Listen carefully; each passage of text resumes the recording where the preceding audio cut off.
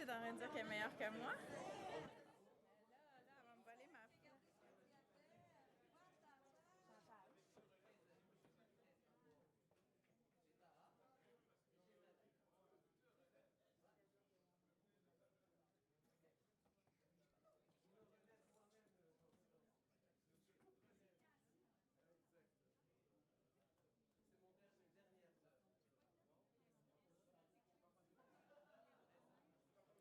Alors, bonsoir à tous.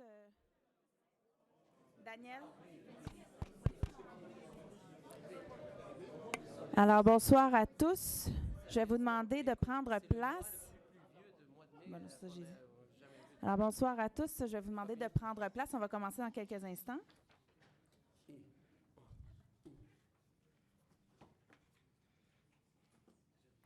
Les instants sont rapides, hein? J'aime ça. C'est pas toujours comme ça. Alors, tout d'abord, permettez-moi de saluer les nombreuses personnes qui sont avec nous ce soir, dont les jeunes. On a des jeunes, entre autres, des Béliers de Henri Bourassa qui sont avec nous ce soir. Merci beaucoup.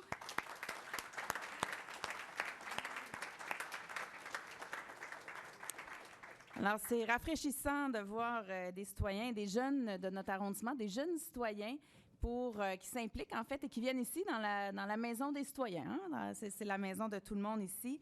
Alors, je vous salue tous ceux qui êtes dans la salle avec nous, ceux qui nous écoutent également au conseil en direct sur le site web, et également ceux qui vont nous écouter en différé. Avant de débuter, tel qu'il est d'usage lors de ces séances, nous allons prendre une minute de silence. Ce soir, nous proposons de tenir cette minute en hommage à l'un de nos résidents, M. René Labelle, tout récemment décédé à l'âge de 94 ans. M. Labelle est un vétéran de la Seconde Guerre mondiale. Il avait 14 ans quand la Deuxième Guerre mondiale a été déclarée et s'est enrôlé dans l'armée dès ses 18 ans pour devenir mitrailleur dans l'aviation. Son rôle était de défendre la base et à contrôler les avions arrivant et sortant. Je vais vous citer une phrase qu'il a dit dans une entrevue accordée au Guide de Montréal-Nord du 6 novembre 2018. « Cela fait 70 ans, mais je m'en souviens parfaitement. On ne peut jamais oublier ces choses-là. » Il se tenait fièrement debout à chaque cérémonie du jour du souvenir à Montréal-Nord. D'ailleurs, il avait demandé à l'arrondissement de graver sur le cénotaphe les noms des soldats de Montréal-Nord morts au combat, dont celui de son frère, ce que nous avions fait il y a quelques années déjà. C'était un bon vivant, toujours de bonne humeur.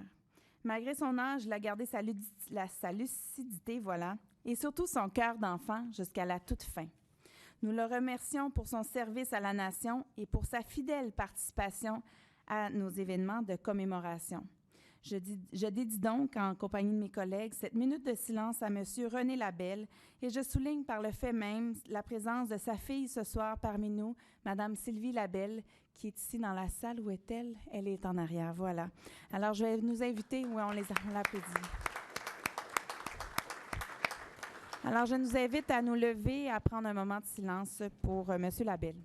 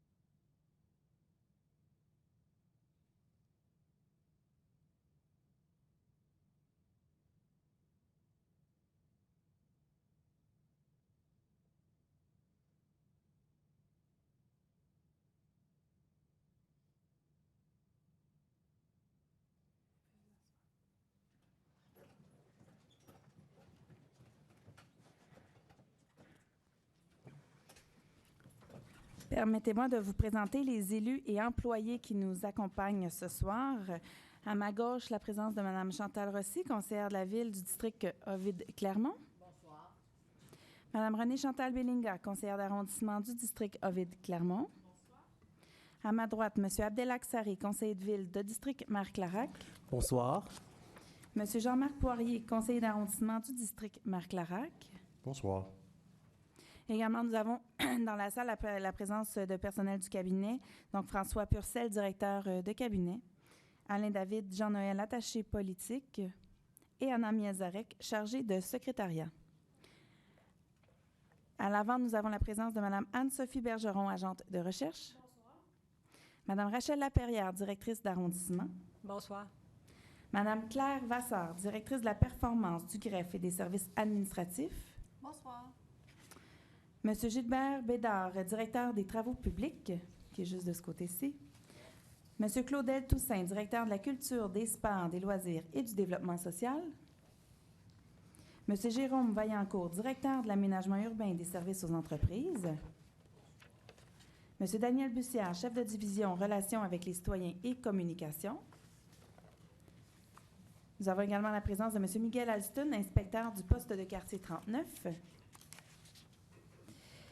Alors, merci à tous d'être présents. Donc, j'appelle le point 10.01. Oui, Madame la mairesse, si vous le permettez, nous vous demandons de procéder à l'adoption de l'ordre du jour de ce soir.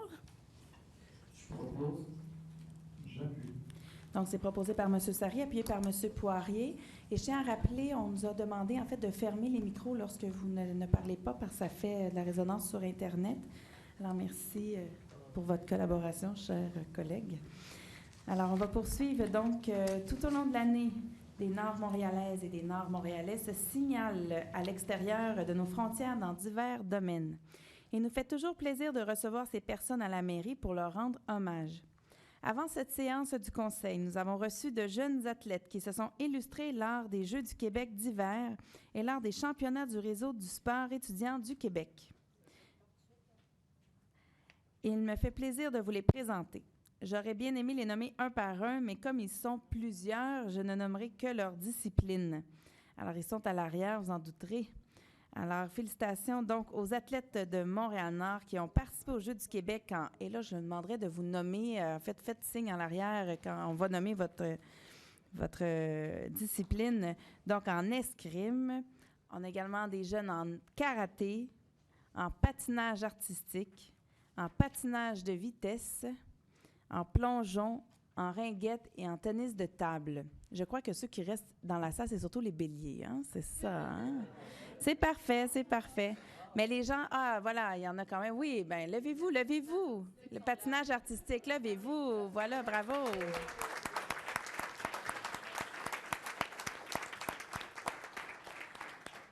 Félicitations aussi aux équipes suivantes des béliers de l'école secondaire Henri Bourassa. Alors, vous ferez du bruit à l'arrière quand ce sera vous. Championne régionale futsal cadette féminin, voilà. Champion du Québec basketball cadet masculin. Ouais, bravo. Champion du Québec basketball juvénile masculin. Bravo. Alors, bravo à vous toutes et tous. Vous êtes de belles sources d'inspiration. Alors, merci beaucoup. Oui. Monsieur Tremblay.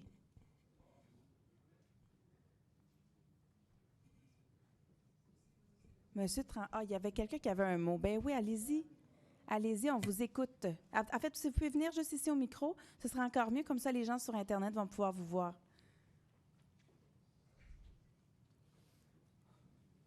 Tout d'abord, nous voudrons vous remercier, Madame la mairesse, de nous avoir invités, mon équipe et moi. Puis, nous sommes très heureux d'être ici. On a été accueillis chaleureusement, puis pour cela, on voudrait vous donner un cadeau. Wow! De l'École de gouvernement. Excellent, merci!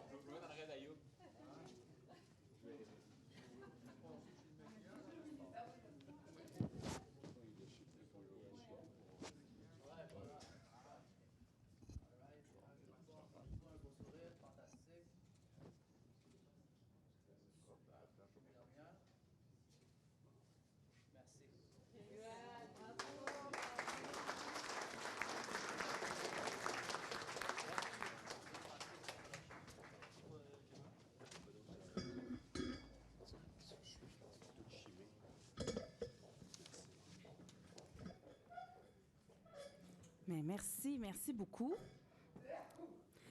Alors, on va poursuivre maintenant avec le point 10.02, qui est le mot de la mairesse et des élus. Alors, plusieurs d'entre vous se demandent probablement qui sont ces enfants qui nous accompagnent ce soir dans les chaises des élus. En fait, ce sont les gagnants du concours Mère et mairesse d'un jour. Vous voyez quelques photos d'ailleurs ici.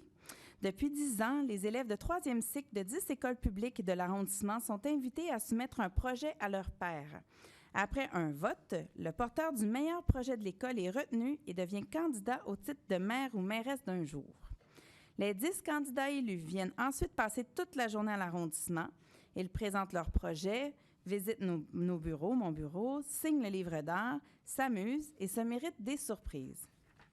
Au cours de cette journée, le créateur ou la créatrice du meilleur projet devient alors maire ou mairesse d'un jour.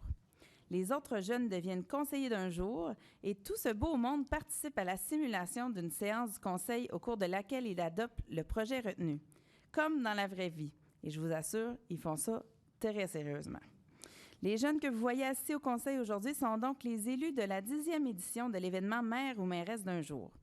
Je vous invite donc, chers conseillers et conseillères d'arrondissement d'un jour, à vous présenter à tour de rôle, présenter votre nom, votre école et un court résumé de votre projet.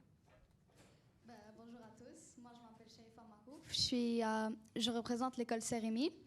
Mon projet était il y a un logiciel qui s'appelle SafeWatch, que vous le placez dans toutes les caméras de surveillance du quartier déjà installées.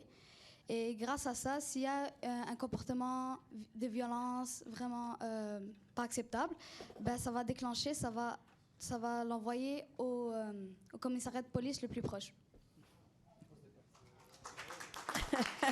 Monsieur le commandant, l'inspecteur du poste de quartier t'écoutait avec beaucoup d'attention, je pense. Vous pouvez poursuivre? Bonjour, je m'appelle Malek Bouarisha. Je suis la représentante de l'école Jean-Nicolet. Et mon projet était de créer un cinéma-parc où plusieurs personnes de plusieurs générations pourraient se rassembler pour regarder des films qui parlent des religions, des trucs comme ça.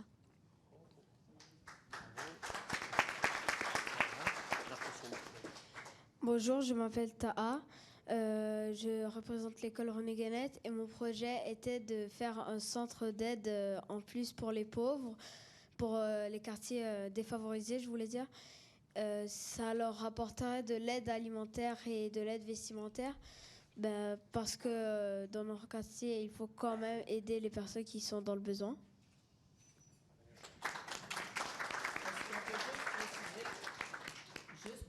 Que Taha était le seul représentant de la gente masculine de la 10e édition de Mère et mairesse d'un jour. Bonjour, je m'appelle Inès Kaidi, je suis la représentante de l'école de la fraternité. Mon projet était de faire des peintures murales pour raconter l'histoire de Montréal-Nord avec des images, et ce, dans tous les parcs. Merci.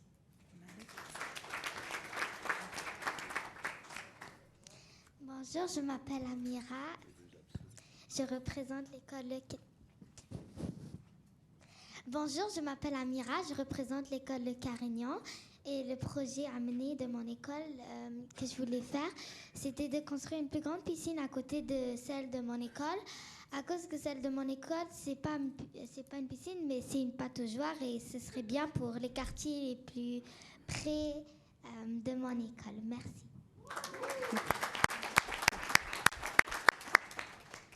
Bonjour, je m'appelle Inès Fares, je représente l'école Sainte-Colette et mon projet était de construire une maison des jeunes où est-ce que les jeunes entre 10 à 16 ans pouvaient se rassembler et jouer ensemble et aussi discuter.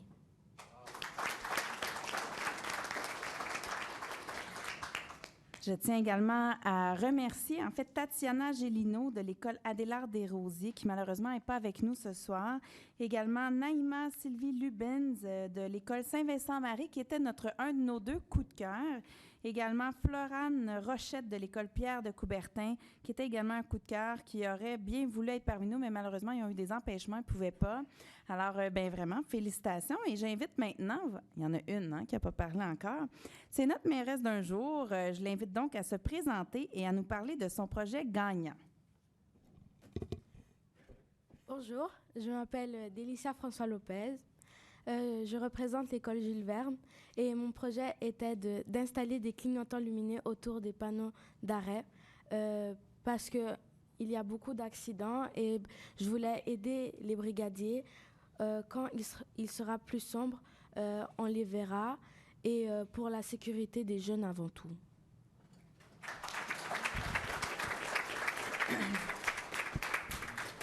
Alors, vous comprenez que c'est le projet qui a été retenu, le projet gagnant. Alors, on s'est engagé auprès des jeunes, en fait, lors de la journée Mère et Mairesse d'un jour, à réaliser ce projet. Donc, probablement dès l'an prochain, M. Bédard, je le vois faire des signes de oui. Nous serons en mesure de pouvoir faire ces installations près des écoles. Alors, bien entendu, c'est à surveiller. Alors, comme Mme Rossi le disait un peu plus tôt, cette année, c'est quand même une année, un bon cru, on va dire ça comme ça, parce qu'on avait 9 filles sur 10 participants. Alors, on avait seulement Taha qui était avec nous pour représenter la jante masculine. Mais néanmoins, pour moi, pour qui la cause de la présence et l'affirmation des femmes est importante. Pour moi, ça envoie un signal très clair et je vous l'ai dit quand on s'est vu la journée Mère et Mairesse d'un jour. Pour moi, je trouve ça vraiment très inspirant de vous voir. Là, je m'adresse surtout aux candidates, mais aux candidats aussi, t'inquiète pas, on est très, très fiers de toi. Mais les femmes ont parfois eu beaucoup d'obstacles dans l'histoire pour prendre leur place et on voit des jeunes qui sont au primaire, qui voient la possibilité d'être mairesse et ils voient ça comme étant quelque chose d'accessible. Je pense qu'on a fait des grands pas comme société. Alors vraiment, je vous félicite. Et en fait, cet événement, je vais poursuivre, cet événement connaît un beau succès chaque année grâce à un formidable travail d'équipe. Je tiens donc à remercier de leur précieuse collaboration et implication les enseignantes et les enseignants, les animatrices de vie spirituelle et d'engagement communautaire des 10 écoles primaires participantes. Vraiment, oui, on peut les applaudir. Ben oui, on va les... Parce qu'il y a tout un travail qui est fait derrière ça. Également, un merci particulier à Mme Doris Lanneville qui est avec nous aujourd'hui. Où est-elle? Où est-elle, Doris? Voilà, elle est juste ici. Madame Lanneville est une animatrice qui représente à elle seule 5 écoles sur les 10 et qui porte le projet Mère et Mairesse d'un jour auprès des jeunes de ces écoles depuis 10 ans. Aujourd'hui, elle prend sa retraite de l'école et de l'événement. Alors, elle va nous manquer parce qu'elle portait le projet à bout de bras, fièrement, avec dynamisme et efficacité. Les jeunes ont été accompagnés par une femme engagée qui croyait au projet et à son importance. Madame Lanneville, en mon nom personnel et au nom de tous membres du Conseil, un grand merci.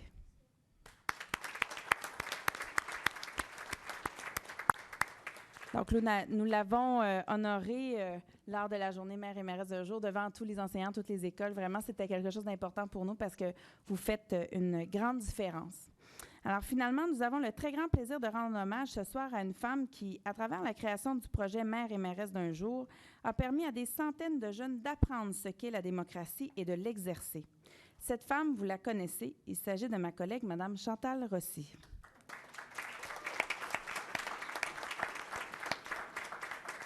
Et là, vous comprendrez que je fais des surprises, elle n'était pas au courant. Mme Rossi a eu, il y a 10 ans, cette idée audacieuse de créer cet événement. Ce projet nous a permis d'entrer dans les écoles pour aller parler de démocratie et de faire entrer les jeunes ici à la mairie pour exercer cette démocratie. Ce soir, c'en est la preuve vivante. Ils sont là, ils se présentent, puis ils sont bons, hein, parce que regardez, là, c'est pas évident là, d'être en avant comme ça. Vous êtes très bons. Et on est très fiers. Alors, et tout ça partait de ma collègue, donc Mme Rossi. Alors, Délicia, je te laisse le rôle de mairesse pour pouvoir poursuivre notre petit mot. Madame Rossi, en hommage à votre contribution à la démocratie à travers la création de l'activité Mère ou Mairesse d'un jour et à sa promotion auprès des jeunes de l'arrondissement de Montréal-Nord depuis 10 ans, il me fait un grand plaisir de vous inviter à signer le livre d'or de l'arrondissement. On va se lever, on va le...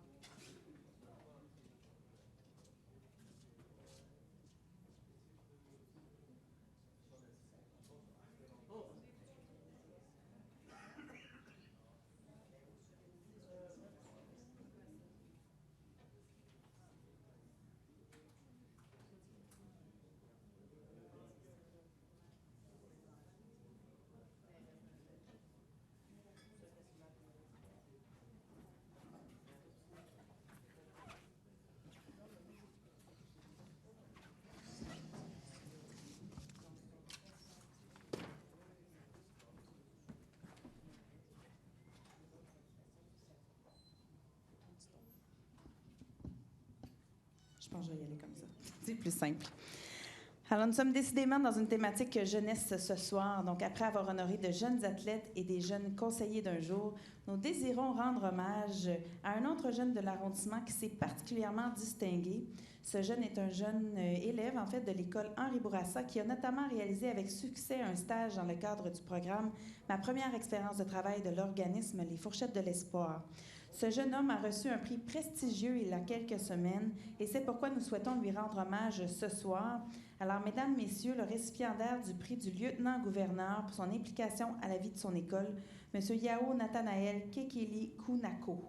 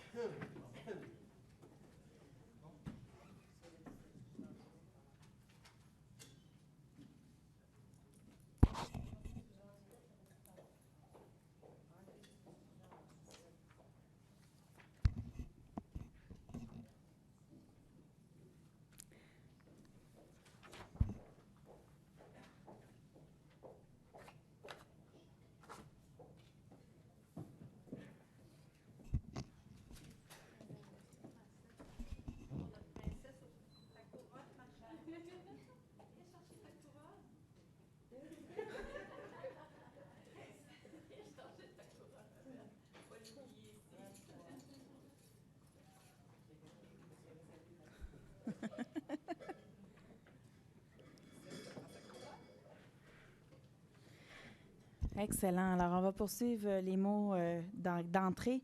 Alors, la démocratie et les jeunes, quelle belle introduction pour faire le point avec vous sur la démarche d'atténuation de la circulation et de la sécurisation des déplacements que nous avons entreprise dans le secteur Marie-Clarac. Le 15 mai dernier, nous avons annoncé l'implantation de 9 mesures dans ce secteur de l'arrondissement. Je voulais simplement prendre une minute pour vous dire que les travaux vont bon train. Tout d'abord, la limite de vitesse est désormais à 30 km dans tout le secteur au nord des boulevards Henri Bourassa et Léger, et c'est bien implanté. Les saillies de trottoirs temporaires ont été installées du côté sud des intersections du boulevard Gouin et de l'avenue Mère-Anselme et de l'avenue des Laurentides et du boulevard Saint-Vital. et des boulards sont en place le long de la piste cyclable du boulevard Gouin. Dans quelques jours, nous débuterons les travaux de construction de mailles au centre du boulevard Saint-Vital, au nord du boulevard Henri Bourassa. D'autres travaux seront entrepris à la fin de l'été et à l'automne. Et sachez qu'on a eu des échanges avec l'inspecteur du poste de quartier 39 et ses équipes sont à l'œuvre et vont continuer de l'être dans les prochaines semaines dans cette optique-là. Je voulais également prendre une minute pour revenir sur une annonce importante qu'on a faite le mardi dernier conjointement avec la commission scolaire Pointe-de-l'Île et la Ville de Montréal. En effet, après l'aménagement en 2018 de la place de l'Espoir, phase 1 du réaménagement du parc Henri Bourassa, nous avons annoncé le début des travaux de la phase 2. Je vous invite à regarder les images qui sont inscrites. Alors, cette phase comprend la construction d'un pavillon de parc multifonctionnel et d'un pôle aquatique. Ce pôle aquatique comprend la rénovation de la partie piscine de l'école Henri Bourassa avec l'accès aux citoyens à partir du parc, d'une pataugeoire et de jeux d'eau. Ces constructions seront terminées en 2020, alors que le reste du parc sera quant à lui réaménagé à partir de 2021. Nous avons déjà très hâte de les inaugurer et de les offrir aux citoyennes et aux citoyens de l'arrondissement. Et c'est d'ailleurs une des candidates à maire et mairesse d'un jour. C'est pas très loin du parc Carignan. Fait que c'est pas si mal. Il va y avoir quand même une piscine dans votre secteur. Alors, je vais maintenant donner la parole à ma collègue, Mme Rossi. Oui, qui se remet tranquillement de ses émotions. Merci. Merci vraiment à mes collègues. Merci, Christine, pour cet hommage. C'est vraiment touchant.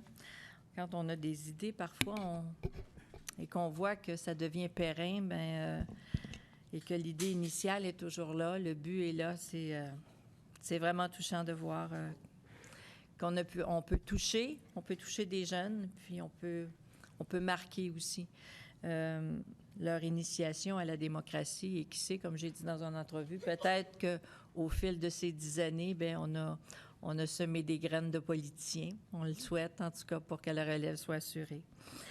Alors, je vais vous parler aussi de notre 12e Festival des Arts de Montréal-Nord qui s'est conclu mercredi dernier. Et le bilan de cette semaine culturelle est des plus positives. Le bilan est positif, en fait.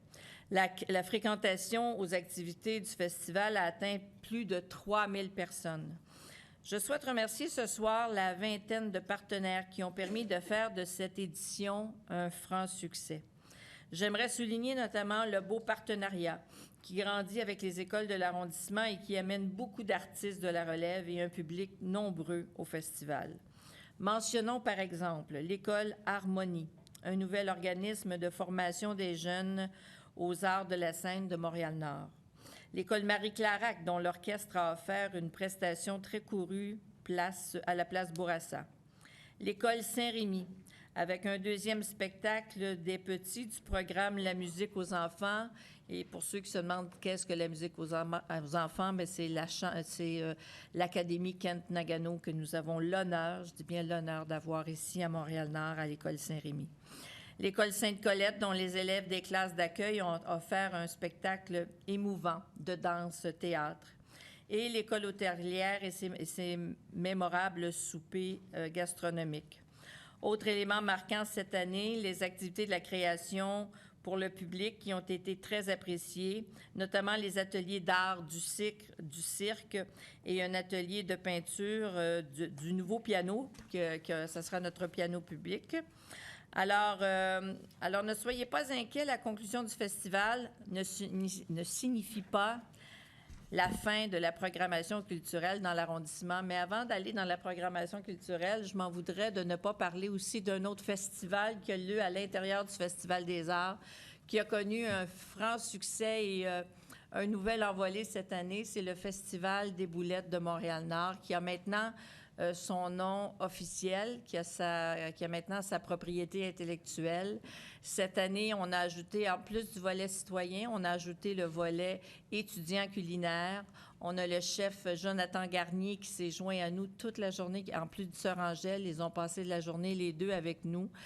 Jonathan Garnier a été emballé par le projet. Alors, ils ont tous les deux, et je pense que nous avons tous de belles vues pour ce festival. Je pense que ce festival a le vent dans les voiles. Alors, on a depuis cette année un volet professionnel et vraiment, là, ça aussi, c'est quelque chose qui est parti plutôt discrètement, mais tranquillement, qui était prêt à faire son petit bonhomme de chemin. Et je crois que le Festival des Boulettes, qui se passe à l'intérieur du Festival des Arts, bien, c'est quelque chose qui est appelé à prendre de l'expansion. Alors, nous avons lancé le 7 mai dernier la programmation culturelle estivale de l'arrondissement, sous un soleil radieux d'ailleurs, qui est composée d'une foule d'activités. Spectacle pour les Fêtes du Québec, entre autres la bottine souriante le 23 juin, Fête du Canada, Wonma Afrique le 1er juillet, concerts dans les parcs, cinéma en plein air, théâtre jeunesse, club de lecture d'été pour tous les jeunes. Des événements retiennent particulièrement l'attention. Vous savez que nous avons 2 nouvelles scènes, une au Parc Gouin et une au Parc Aimé-Léonard. Alors, nous allons les inaugurer cette année en grande pompe et le 26 juin avec M. Michel Louvain. Alors, le 26 juin au Parc Gouin, au coin de Langelier et Gouin. Alors, vous êtes tous et toutes attendus pour venir entendre M. Michel Louvain. Et le 3 juillet, Florence K. et les Estrellas Trio se produiront au Parc Eusèbe Ménard, qui est plus, en fait, qui est au coin de Parc Georges, je crois. Saint-Vital, au coin de Saint-Vital, c'est ça. Alors, nous avons également annoncé une grande nouveauté pour faciliter la recherche d'activités culturelles de Montréal-Nord. Notre calendrier culturel se retrouve maintenant sur un nouveau site Internet, culturemn.com. Je vous invite à le découvrir pour trouver un événement par date, par type d'activité, public cible, lieu, etc.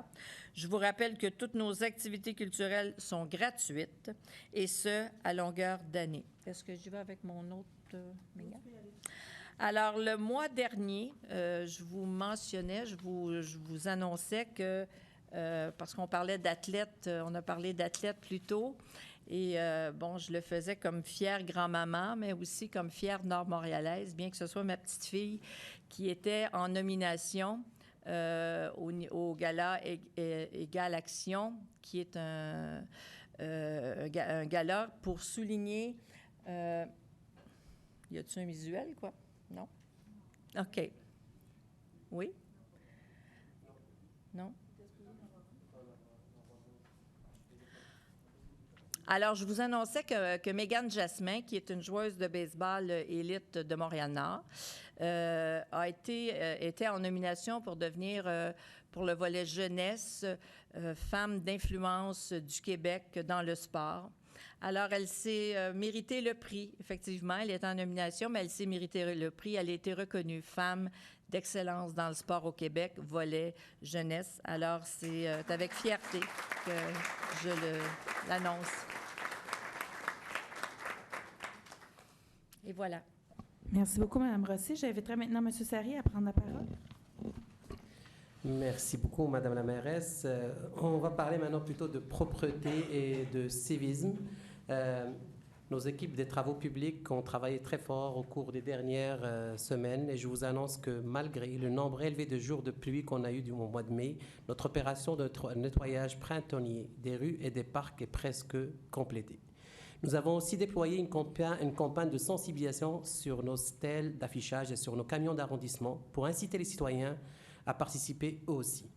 Cependant, la propreté est l'affaire de tous et les gens sont invités à nettoyer leur terrain, à sortir leurs rebuts au bon moment selon les jours de collecte, à utiliser les poubelles dans l'espace public et à ramasser les déchets de leurs animaux. Tous ces gestes comptent et font une grande différence.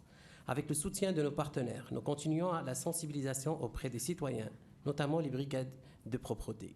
Merci à tous de votre collaboration. Avant de finir, Madame la mairesse, j'aimerais tout simplement un petit mot rapide pour féliciter tous les Montréalais, Montréalaises de confession musulmane de la fin du mois de Ramadan qui aura lieu demain et que ce sera la fête de l'Aïd pour l'ensemble des Montréalais et de Montréalaises de confession musulmane. Merci.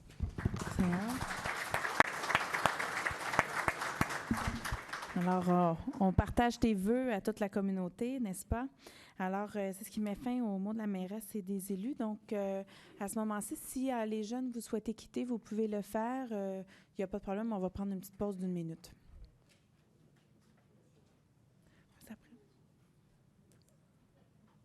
Parfait. Au revoir.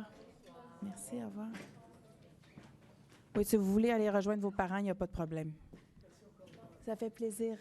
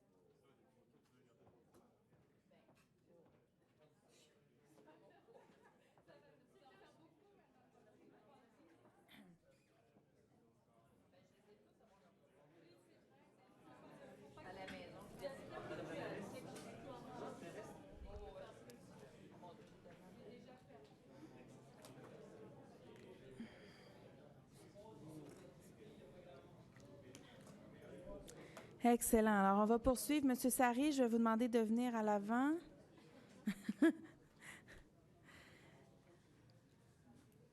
Monsieur Sari, vous êtes demandé à l'avant. Alors, j'invite maintenant... C'est Ashton, on a des problèmes avec M. Sari. Oui. Ça, vous étiez témoin. C'est du profilage. Oh. Alors, j'invite maintenant Mme Renée-Chantal Bellinger à prendre la parole si elle le souhaite. Bien sûr, merci Mme la mairesse. Écoutez, compte tenu que nous sommes un arrondissement où la diversité est un enjeu très important, au cours des dernières semaines, j'ai eu la chance de participer aux premières consultations sur le racisme et la discrimination systémique dans les compétences de la Ville de Montréal. Je tiens à souligner également que la table sur la diversité et l'inclusion a également fait paraître un rapport très pertinent que j'ai pris le temps de consulter, de regarder avec 6 recommandations importantes. Dans ce rapport, plusieurs éléments mettent de l'avant que la Ville de Montréal est en retard dans les enjeux de diversité dans les postes de cadre essentiellement. Il y a des avancées importantes au niveau des cols bleus, cols blancs, mais il y a encore beaucoup de travail à mettre de l'avant pour que Montréal représente la diversité de son territoire. Donc, rapidement, pour revenir sur quoi portent les discussions concernant le racisme et la discrimination systémique, elles vont porter sur des enjeux liés à la ville, donc que ce soit le logement, le profilage racial et social, la culture, la participation à la vie démocratique, la lutte aux inégalités, l'employabilité et l'urbanisme. Donc, actuellement, il y a déjà eu une séance d'information, des séances de discussion portant sur la culture, le profilage social et racial, également sur l'emploi qui était très pertinent. Au cours des prochaines semaines, on invite dans tous les arrondissements, que ce soit des citoyens ou également des organismes, de mener différentes discussions. Donc, il va y avoir des trousses que l'on pourra télécharger avec un accompagnement de l'Office de consultation publique pour animer les discussions. Et je pense que c'est des moments importants qui permettent aussi à la population et à nos jeunes, à nos aînés, à nos citoyens de faire valoir différents enjeux pour avoir une plus grande ouverture et diversité dans l'ensemble de nos services. À la fin du processus, il y aura également des auditions publiques et un rapport donc, qui sera déposé, donc, sur lequel l'administration municipale pourra s'appuyer. J'invite également les autres élus. J'étais en présence de ma collègue Nathalie Pierre-Antoine de l'arrondissement voisin à participer également à ces consultations. Pour toutes les informations, vous pouvez vous rendre sur le site de l'Office de consultation ocpm.qc.ca-r-et-ds et n'hésitez pas à communiquer, bien sûr, avec l'Office si vous avez des questions. Donc, voilà mon point fait. Merci beaucoup, Mme Belinga. Alors, on va poursuivre avec le point 10.03, qui est la période de questions du public. Alors, avant d'entamer la période de questions des citoyens, je souhaite préciser qu'étant donné que la séance du conseil d'arrondissement est publique, les citoyens qui viennent au micro poser des questions acceptent par le fait même que leurs propos soient diffusés en direct ainsi qu'en différé sur le site Internet de l'arrondissement. Dans ces circonstances, et afin de préserver vos données personnelles, nous vous demandons de ne pas divulguer au micro votre adresse. Je tiens à rappeler que la durée est de 30 minutes, qui peut être allongée par bloc de 15 minutes. Seulement 3 questions peuvent être posées sur le même thème. Les citoyens qui le désirent et qui se sont enregistrés auparavant sont invités à poser une question et une sous-question sur le même sujet. Un membre du conseil ou un membre de l'administration y répondra selon mes indications. La période de questions du public n'est pas une période d'échange ou de discussion entre citoyens et élus. Si vos interrogations nécessitent plus d'informations ou que vous souhaitez en parler plus amplement avec moi ou un autre élu, nous vous invitons à rester après le conseil ou à communiquer avec le cabinet pour qu'on puisse convenir d'un moment plus approprié. Alors, ce soir, nous avons 6 questions. Donc, tout d'abord, j'ai demandé à Mme Sigouin de venir au micro.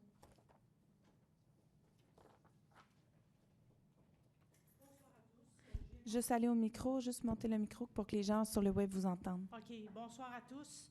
Je viens parler des Côtes-Nord numéro 1 à Montréal. Merci beaucoup de prendre... j'ai juste un problème. Sur P9 sont là. Il n'y a pas de chauffage puis de air climatisé. Pourrez-vous réparer ça, s'il vous plaît? Okay, ça, en fait, la question est posée. En fait, le local, actuellement, c'est l'Écoquartier qui le gère eux-mêmes. Nous, dans le fond, on donne un montant pour la location, mais c'est un dossier qu'on pourra vérifier, avec lequel je ne suis pas au courant. Alors, on pourra regarder qu'est-ce qu'il y en est. C'est pas une situation qui est venue à nos oreilles. OK. Alors, est-ce que vous avez une autre sous-question? Non, je voulais juste demander ça. Excellent, mais c'est bien de nous l'apporter. On va faire le suivi à ce sujet. Merci beaucoup. Donc, maintenant, je demandais à M. Paul Hubent, c'est ça? Hubert, voilà. J'avais mal prononcé votre nom, désolé. Oui, bonjour vous tous. J'aurais des documents si Madame veut le donner à Madame... oui, absolument. Vous pouvez les donner à Madame Bergeron à l'avant, elle va pouvoir les prendre. Bergeron pour Madame Black. OK, je vais être très bref. C'est concernant, disons, nos arbres, l'abattage, l'élagage, tout ça.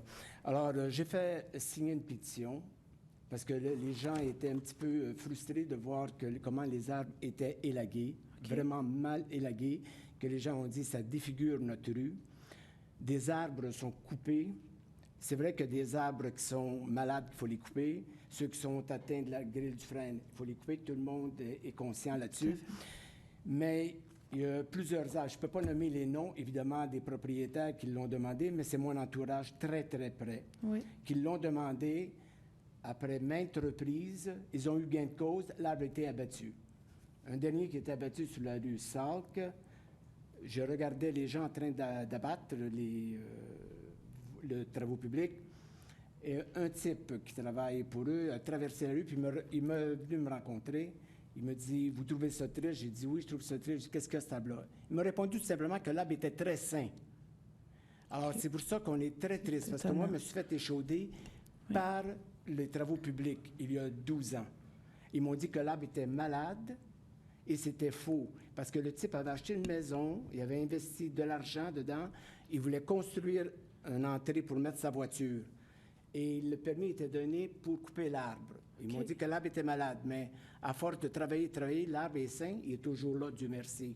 Donc, votre question, en fait, M. Ma question Hubert? est, je voudrais savoir si l'abattage des arbres va diminuer un peu, et de beaucoup même, et si vous faites des tests pour voir si l'arbre est vraiment malade, parce que là, j'ai appris que vous avez un nouvel instrument pour tirer des carottes dans l'arbre, pour voir si vraiment est malade.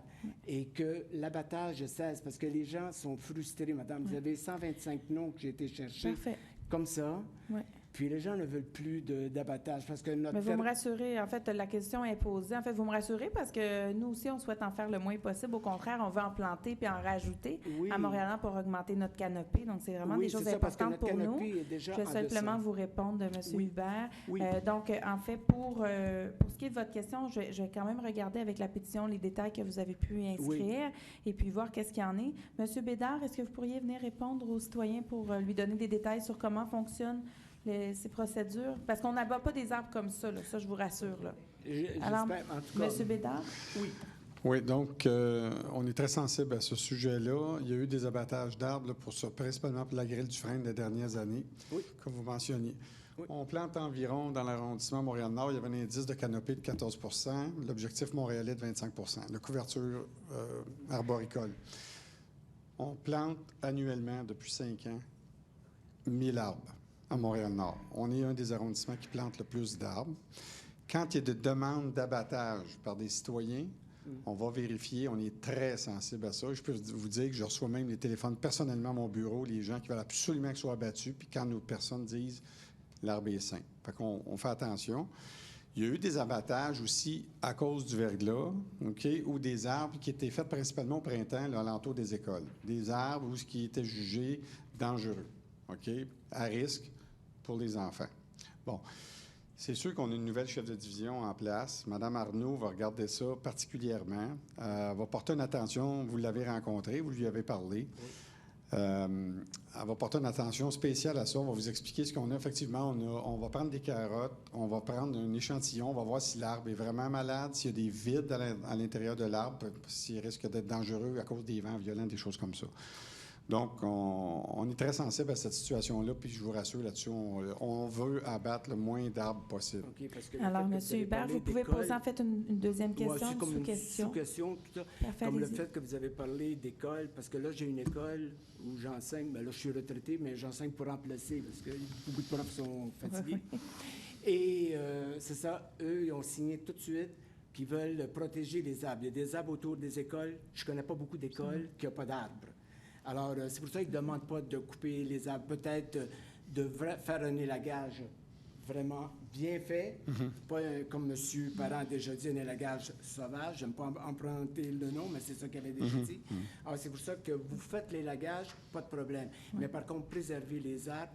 Puis aussi, en plus, c'est un plus pour nous, la ville. C'est une beauté aussi. Donc, M. Hubert, peut-être vous répondre. En fait, effectivement, pour nous, on est à la même place. On loge vraiment à la même place. Entre autres, pas plus tard que samedi dernier, on a planté plusieurs arbres au parc au Parc Saint-Laurent, donc tout près de chez vous, Oui, oui. entre autres dans le programme Un enfant, un arbre. Alors, c'est quelque chose d'important. Je vous dirais également qu'il y a Hydro-Québec qui a fait des élagages également pour les fils dans les dernières années. C'est Et qu'on parlait de spécifié. M. Parent, entre autres, c'était entre autres en lien avec ça. Il était Mais fâché. néanmoins, on peut sensibiliser les gens d'Hydro à la situation due au fait que, bon, vous en avez parlé aujourd'hui. On est en très bon contact avec eux et ce sera des choses qu'on va leur porter à leur attention. Et en même temps, comme M. Bédard l'a dit, on fait vraiment le plus possible pour en préserver beaucoup, en fait. Même dans nos nouvelles constructions, on fait vraiment le maximum pour en couper le moins possible parce que des fois, malheureusement, on n'a pas le choix d'en couper quelques-uns, mais c'est vraiment, on s'organise pour que ce soit le moins possible. Madame, est-ce Donc, qu'il plante des arbres? c'est ce qui fait, oui, absolument, ça fait partie des règlements. OK. Donc, c'est ce qui met fin pour votre Oui. question. Mais si vous avez d'autres questions, n'hésitez pas à rester. M. Bédard va être disponible pour pouvoir vous répondre et nous également un peu plus tard. Merci beaucoup. Donc, je vais maintenant demander à M. Yvon Audette de venir au micro.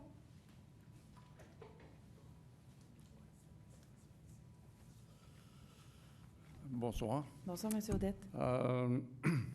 Le Festival des Arts s'est terminé dernièrement. J'ai eu l'opportunité d'assister à 2 spectacles et d'encourager l'école d'hôtellerie. Tout s'est bien déroulé. La seule chose, c'est que je m'explique mal comment il se fait que les spectacles, dont un en particulier, celui de vendredi 24 mai, qui avait lieu à 20 h, donc un vendredi soir à 20 h, où est-ce qu'un spectacle, soit dit en passant, extraordinaire, où est-ce qu'il y avait à peine 24 personnes dans la salle. Alors, la question... L'autre spectacle auquel j'ai assisté, lui, mettons qu'il y avait 6 douzaines de personnes, soit les 10, soit les 15 personnes. OK. OK? Comment arrive-t-on à expliquer, c'est la question, le fait qu'un spectacle d'une qualité telle que celui présenté le vendredi soir, en plus de ça, donc c'est pas en milieu de semaine, comment arrive-t-on à expliquer le fait qu'on a un si petit achalandage? Je peux comprendre qu'il n'y avait pas dans ce spectacle-là aucune appropriation culturelle, donc peut-être que ça fait en sorte qu'il y avait moins de gens intéressés, mais quand même. Alors, la question, elle est posée. Je vais laisser ma collègue, Mme Rossé, vous répondre. Bien, écoutez, je veux dire, oui, malheureusement... Le micro est ouvert? Oui. À quelques spectacles, effectivement, où il y avait... Bon, c'est difficile à expliquer. La promotion est là. On en fait la promotion. Bon, est-ce que c'était... il y a des soirées où il pleuvait beaucoup. Bon, c'était peut-être un petit peu moins tentant. Par contre, il y a eu d'autres spectacles où il y avait je suis allée à l'événement du club de Lecto Henri Bourassa le dimanche après-midi. C'était plein. Calixa La Vallée, justement, les soupers, c'était effectivement plein aussi. Bon, la plupart des activités étaient quand même... mais une fois ça dit, ce n'est pas que dans le cadre du Festival des Arts et ce n'est pas qu'un problème qui est nord-montréalais. Pourquoi les salles de spectacle ne se remplissent pas? C'est difficile à expliquer. Je vous dirais que, comme je vous dis, c'est pas juste chez nous pour avoir parlé puis pour avoir été dans le dossier pendant 4 ans. C'est quelque chose qui se vit à travers Montréal, autant dans les salles privées que dans les salles publiques comme les nôtres, avec des spectacles gratuits. Les gens ont accès à une belle qualité de spectacle gratuit. Et autant dans les salles payantes. Il y a un problème actuellement de déficit de clientèle qui est, somme toute, difficile à expliquer. Je ne peux pas vous donner la réponse ce soir, M. Audette, Parce que pour ceux qui font la prestation, là, le spectacle, ceux qui offrent le spectacle, se produire devant 24 personnes, c'est pas très excitant. Je peux vous le confirmer. C'est une chanteuse qui vous le dit. Alors, effectivement. Donc, on comprend... Sans compter qu'il y a des coûts associés à ça aussi. Tout à fait. Donc, M. Audette, en fait, pour ce qui est de votre préoccupation, je tiens également à mentionner qu'on a, tout prochainement, on va adopter notre politique culturelle au niveau de Montréal-Nord avec notre plan d'action. Donc, ce sera un beau moment où on pourra faire peut-être travailler autrement certains dossiers pour faire en sorte qu'on aille chercher les gens pour des prestations qui sont gratuites, qui sont offertes pour tous. Parfois, je sais que pour certains aînés, c'est le transport qui peut être complexe de se rendre, les coûts de transport et tout ça. Donc, il y a plusieurs éléments, mais il faut s'y attarder parce qu'effectivement, de donner une prestation devant une salle vide, c'est plutôt malaisant. Alors, voilà. Donc, merci beaucoup pour votre question et on en prend très, très bonne note. OK, bonsoir. Je vais maintenant demander à Mme Méo de venir au micro.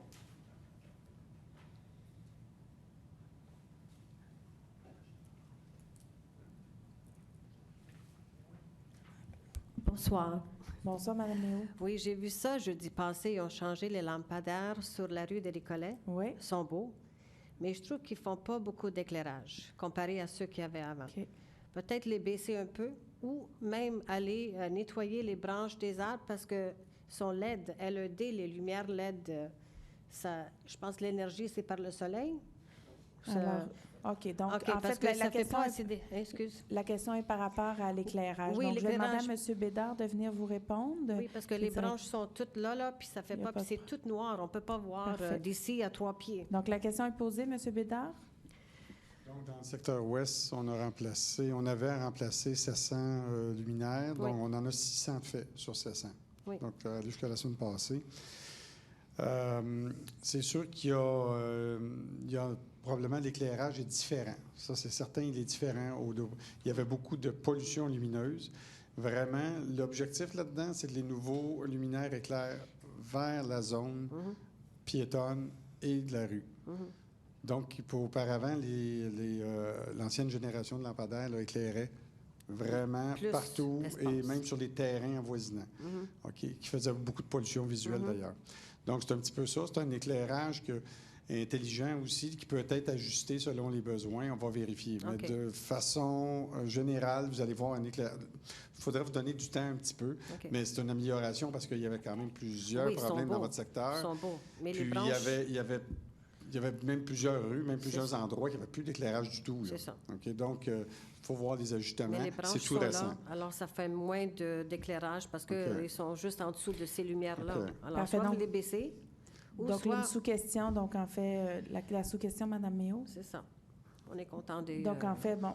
Donc, s'il y a d'autres des éléments... cas d'élagage, on va les regarder parce qu'on a travaillé avec Hydro-Québec là-dedans. ça, Hydro, quand il faisait l'ajustement, au point de vue de la haute tension, on nous demandait de faire de l'élagage aussi. Mais on peut regarder s'il y a certains cas. Parfait. Donc, Mme Méo, je vais demander, en fait, pour les commentaires, si vous souhaitez rester, M. Bédard, ça va lui faire plaisir de pouvoir vous répondre par la suite.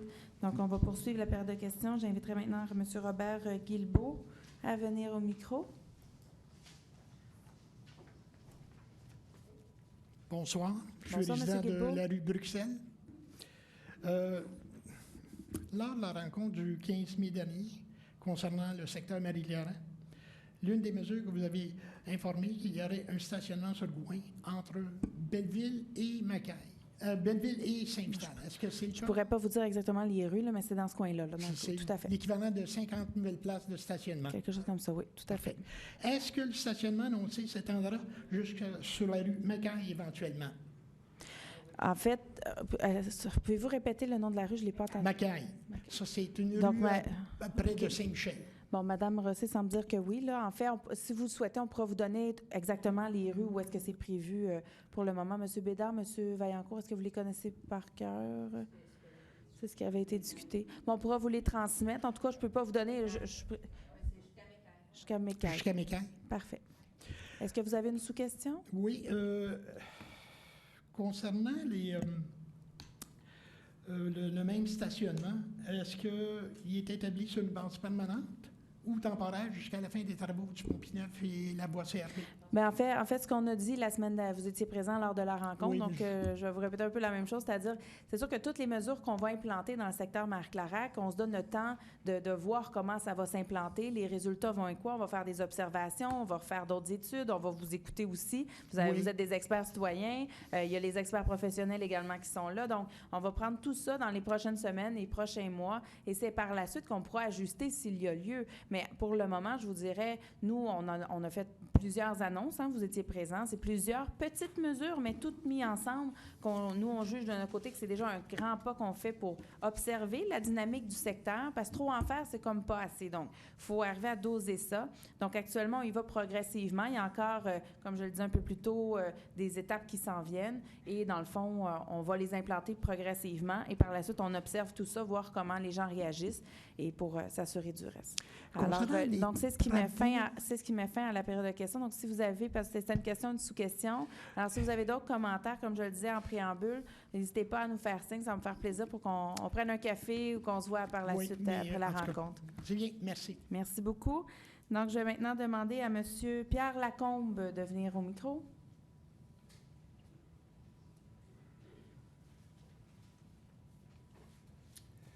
Bonsoir. Bonsoir, M. Lacombe. Bonsoir. Suite à l'Assemblée d'information et échange du 15 mai dernier avec les résidents du secteur Marie-Clarac, j'aimerais soumettre 2 propositions au Conseil Parfait. Donc, vous pouvez les donner à Mme Bergeron. Oui. Alors, ce qui est apparu évident, là, une évidence, entre autres, à cette Assemblée d'information, c'est la problématique de circulation sur la rue Garriépi et Gouin. Et une des propositions, ce serait de convoquer, que le conseil d'arrondissement convoque les résidents du secteur entre Saint-Vital et Pineuf à une assemblée pour délibérer sur les solutions qui pourraient être apportées à ça dans les plus brefs délais. Ça pourrait assurer une meilleure communication entre les résidents et l'arrondissement. Et la deuxième proposition, c'est de faire, suite aux mesures qui vont être appliquées, qui commencent à être appliquées, qui vont être appliquées d'ici septembre, ce serait de faire une assemblée d'évaluation avec les résidents pour voir s'il n'y a pas des ajustements à faire avant la fin de 2019. Alors, c'est 2 propositions que je soumets bien humblement et j'espère que je vais avoir des résultats positifs. Merci. En fait, c'est bien apprécié, M. Lacombe, et je vous répondrai en fait qu'on se retrouve pas mal à la même place que vous, c'est-à-dire, entre autres, lors de la rencontre, vous étiez présent, n'est-ce pas? On a bien dit qu'il allait avoir un comité. En fait, le comité allait pouvoir se rencontrer dans les prochaines semaines. Il y a d'ailleurs plusieurs citoyens qui ont levé la main pour pouvoir faire partie de ce processus-là. Et dans le fond, pour ce qui est des citoyens de la rue Garriépi, on a bien entendu qu'il y avait des problématiques. Il y avait quelques ajustements là, sur les propositions qui ont été apportées par les équipes, puis on va rencontrer les gens, entre autres, de cette rue-là. Mais les prochaines rencontres où les gens de Marie-Clarac vont être invités, c'est sûr qu'il y en aura. Là. C'est ce qu'on a dit lors de la rencontre et c'est ce qu'on va continuer de dire. Alors, on est à la même place. Il n'y a pas d'inquiétude à avoir. Bon, je comprends. Je comprends aussi que ce n'est pas le lieu d'un débat, mais dans mon livre à moi, un comité et une assemblée de citoyens... C'est pas la même chose. C'est le jour et la nuit. Merci. On est à la même place. Merci beaucoup. Un n'empêche pas l'autre non plus. Donc, c'est ce qui met fin à la période de questions. Alors, on va passer tout de suite au conseil. Donc, je vais appeler le point 10.04 à 10.05. Le point 10.04, donc on vous demande d'adopter le procès-verbal de la séance ordinaire du conseil d'arrondissement tenue le 6 mai 2019 à 19h, ainsi que le procès-verbal de la séance extraordinaire du conseil d'arrondissement tenue le 9 mai 2019 à 15h. Le point 10.05, déposer aux archives le procès-verbal de la réunion du comité consultatif d'urbanisme tenue le 7 mai 2019. Proposé par M. Sari, appuyé par Mme Rossi. J'appelle maintenant le 20.01 à 20.02. 20.01, adjugé à De Souza, plus bas soumissionnaire conforme, pour un montant de 498 974,25 $. Les taxes sont incluses. C'est un contrat pour des travaux de reconstruction de trottoirs, d'entrée charretière et de bordure pour diverses rues de l'arrondissement. Et autoriser une dépense de 43 000 taxes incluses pour les incidences et de 49 897,43 $ pour taxes incluses, c'est pour les contingences, pour une dépense totale de 591 871,68 $. Le point 20.02, adjugé à AGS Entrepreneur Général Inc., plus bas soumissionnaire conforme au montant de 394 200 $, taxes incluses, un contrat pour les travaux de réfection intérieure du mur ouest de l'Aréna Roland et on vous demande d'autoriser une dépense totale de 413 910 $. Propose. Proposé par Mme Rossi, appuyé par Mme Bellinga. J'appelle maintenant le 20.03 à 20.05. Le point 20.03, adjugé à groupe Sanivan Inc., plus bas soumissionnaire conforme au montant de 246 662,77 $, taxes incluses, un contrat de nettoyage et vidange complète de puiseurs, incluant le transport et la disposition des résidus. C'est pour une durée de 36 mois à partir du 3 juin 2019 jusqu'au 2 juin 2022. Le point 20.04, adjugé à Pépinière Jardin 2000 Inc., plus bas soumissionnaire conforme au montant de 168 438,38 $. Les taxes sont incluses. Un contrat pour la fourniture, la plantation et l'arrosage de 162 arbres pour une période de 26 mois, du 14 octobre 2019 au 1er décembre 2021. Le point 20.05, octroyé à les services EXP Inc. pour un montant de 48 634,42 $. Les taxes sont incluses. Un contrat de service professionnel pour la préparation des travaux de réfection du système de climatisation à la mairie de l'arrondissement. C'est pour la phase 2. Je vais vous demander de fermer vos micros. N'oubliez pas quand vous ne parlez pas. Merci. Oui, je sais, mais il faut le fermer puis l'ouvrir à chaque fois parce que sinon, ça fait du retour. Désolé. Alors, proposé par Jean-Marc, appuyé par Mme Rossi. Alors, je vais maintenant appeler le 20.06 à 20.09. 20.06, accorder une contribution financière de 65 000 à Impulsion Travail pour la reconduction du programme Préparation à l'emploi pour demandeurs d'asile. Et on vous demande d'approuver le projet de convention à intervenir entre la Ville de Montréal, l'arrondissement de Montréal-Nord et l'organisme. Le point 20.07, accorder une contribution financière de 58 365 à la table de quartier de Montréal-Nord. C'est pour le financement de la coordination de la démarche de revitalisation urbaine intégrée du secteur nord-est de l'arrondissement pour l'année 2019. Et approuver le projet de convention à intervenir entre la Ville de Montréal, l'arrondissement de Montréal-Nord et l'organisme. Le point 20.08, accorder une contribution financière de 31 113 à la table de quartier de Montréal-Nord pour l'année 2019. C'est conformément au cadre de référence de l'Initiative montréalaise de soutien au développement social local. Et on vous demande d'approuver le projet de convention à intervenir entre la Ville de Montréal, l'arrondissement de Montréal-Nord et l'organisme. Le point 20.09, accorder une contribution financière de 3 000 à les Fourchettes de l'Espoir pour soutenir la participation d'une délégation de jeunes de Montréal-Nord à la Semaine de la jeunesse en terre qui aura lieu à Strasbourg, en France, du 7 au 12 juillet 2019. Je propose. J'appuie. Et je déclare l'intérêt au point 20.09. Madame Rossi propose, M. Sarry appuie, M. Poirier déclare intérêt au 20.09. J'appelle maintenant le 20.10 et 20.11. Le point 20.10, accorder une contribution financière de 1 500 $ au fonds 1804 pour la persévérance scolaire pour 3 bourses scolaires de 500 $ qui seront remises lors du gala pour la persévérance scolaire du 9 juin 2019. C'est à même le budget discrétionnaire des élus. Le point 20.11, entériner une contribution financière de 750 $ à la Société Saint-Vincent-de-Paul de Montréal pour 2 bourses, un montant de 250 $ pour le primaire et un montant de 500 $ pour le secondaire. Ce sont des bourses qui ont été remises à des étudiants de Montréal-Nord lors du gala Opération Bonne Mine du 29 mai 2019. C'est à même le budget discrétionnaire des élus. J'appuie. Proposé par M. Sarry, appuyé par Mme Rossi. J'appelle maintenant le 20.12 et 20.13. Le point 20.12, accorder une contribution financière de 500 $ à la coopérative de solidarité Multisport Plus de Montréal-Nord pour le soutien aux activités régulières de l'Âge d'Or Sainte-Colette.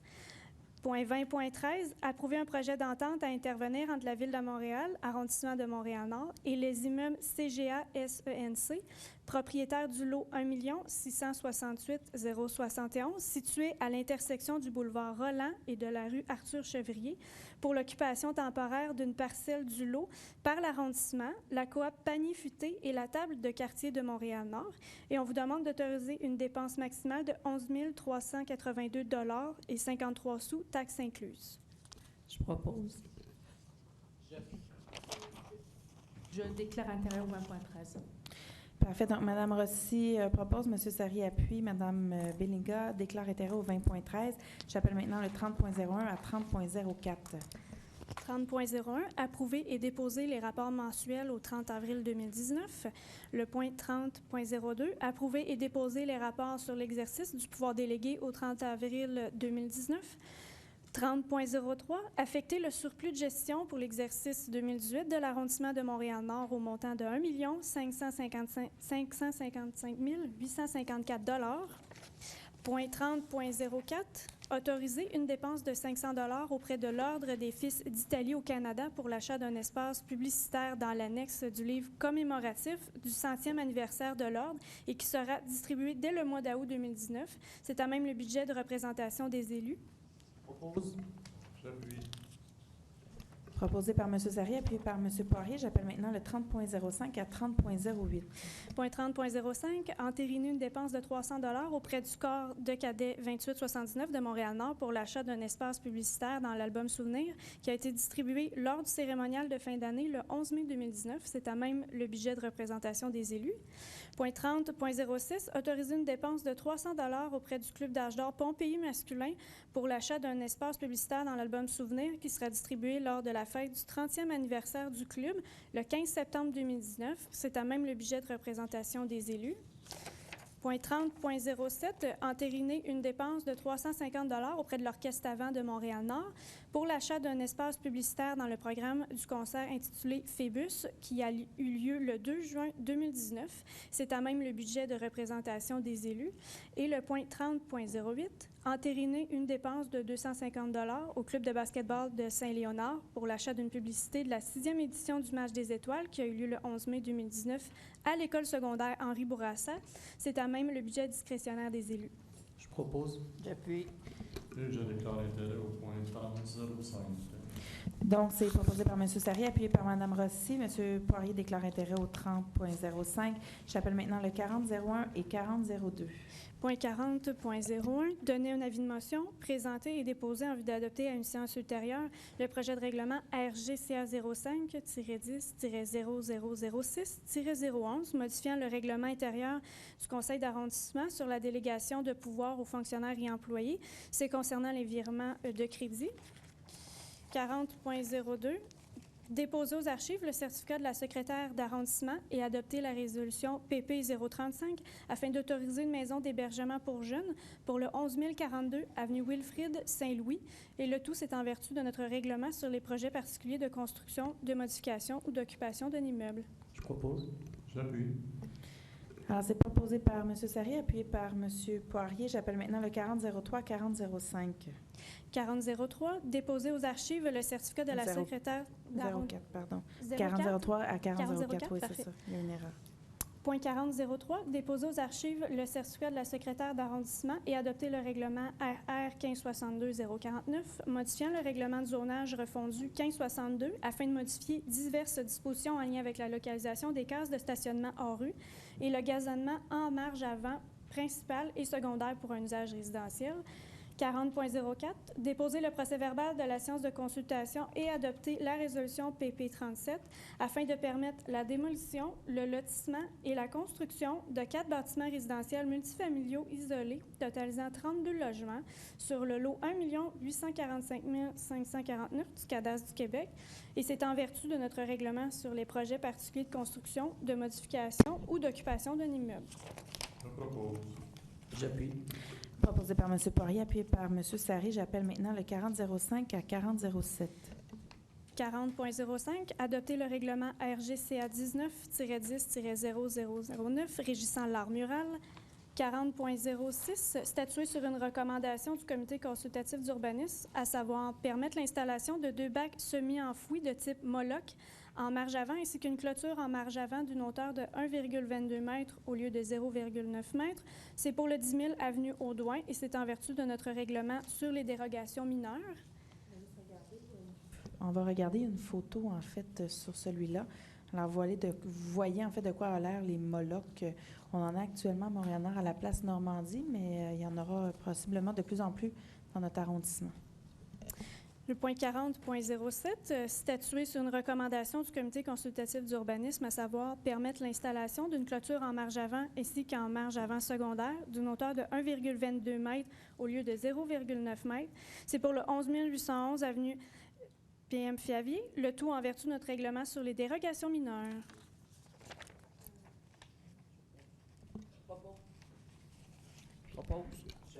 Et Mme Black, il s'agit d'une école le 11 000. Oui, effectivement. Donc, je déclare intérêt au... Parfait. Donc, en fait, c'est proposé par Mme Rossi, appuyé par M. Zari. Mme Bellinga déclare intérêt au 40.07. C'est ça que j'ai dit. C'est ça, là, j'ai eu un doute soudainement. Rendu cette heure-là, des fois. 4008 à 4009.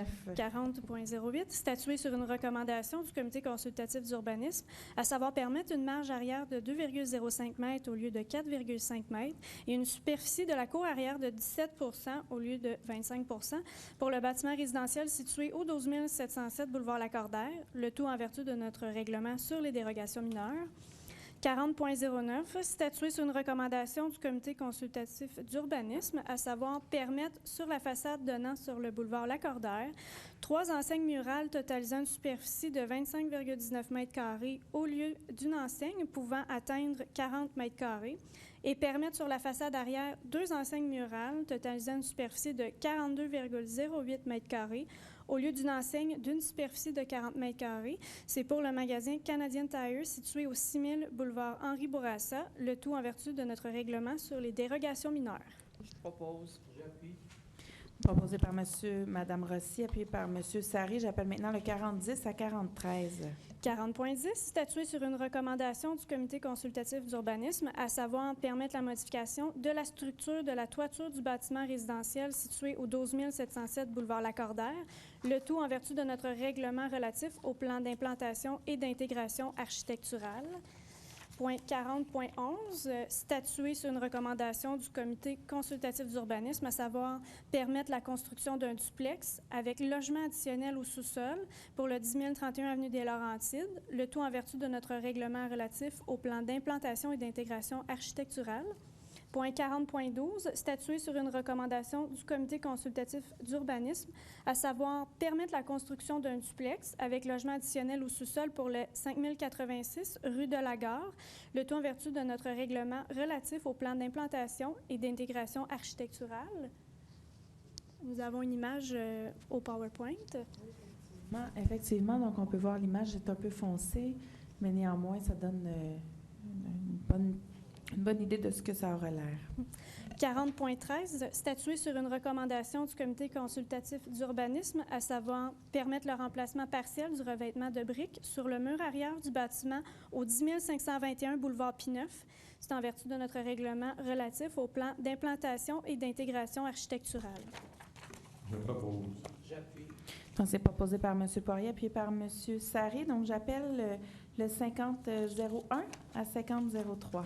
5001, nommé M. Marc-André Chevary à titre de régisseur à la division des sports et loisirs de la Direction de la culture, des sports, des loisirs et du développement social en période de probation de 12 mois en vue d'un statut permanent à cet emploi et c'est à compter du 8 juin 2019.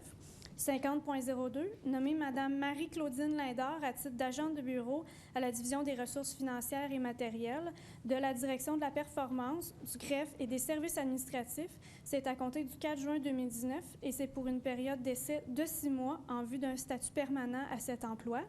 50.03, nommé M. Paolo Poirier d'Endurant à titre d'agent technique en ingénierie municipale à la Division des études techniques de la Direction de l'aménagement urbain et des services aux entreprises à compter du 4 juin 2019. C'est avec une période d'essai de 6 mois en vue d'un statut permanent à cet emploi. Je propose. Alors, c'est proposé par Mme Rossi, appuyé par M. Poirier. Donc, tout d'abord, je tiens à féliciter M. Chevary, voilà, qui est parmi nous ce soir, et citoyen, fier citoyen de Montréal-Nord également. Bravo pour cette nomination.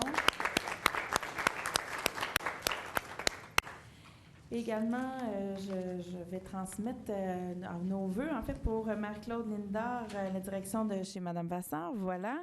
Donc, vous la saluerez, la féliciterez de notre part. Également, M. Poirier d'Endurant, voilà, qui est chez M. Vaillancourt, c'est ce que je comprends, dans votre équipe.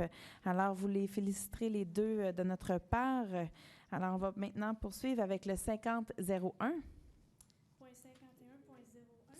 5101, voilà. Nommé M. Abdelak Bougassa à titre de membre du Comité consultatif d'urbanisme pour un second mandat et c'est pour une période de 2 ans. Je propose. C'est proposé par M. Sarry, appuyé par Mme Rossi. On passe maintenant aux différentes activités. Donc, c'est ce qui met fin au Conseil dans les événements culturels. La Fête nationale du Québec, on en parlait un peu plus tôt. Donc, dimanche, le 23 juin, la bottine souriante qui sera suivie de feux d'artifice au parc Aimé-Léonard, lundi 24 juin. C'est une journée d'activité pour la famille, donc à partir de 13h.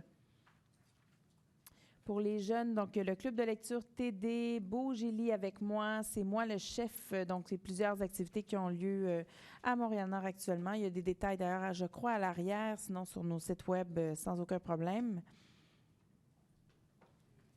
Ensuite, pour les jeunes cinéastes en herbe, à la Bibliothèque Belleville et de la MCC, espace F pour filles, voilà, à la Bibliothèque de la Maison culturelle et communautaire.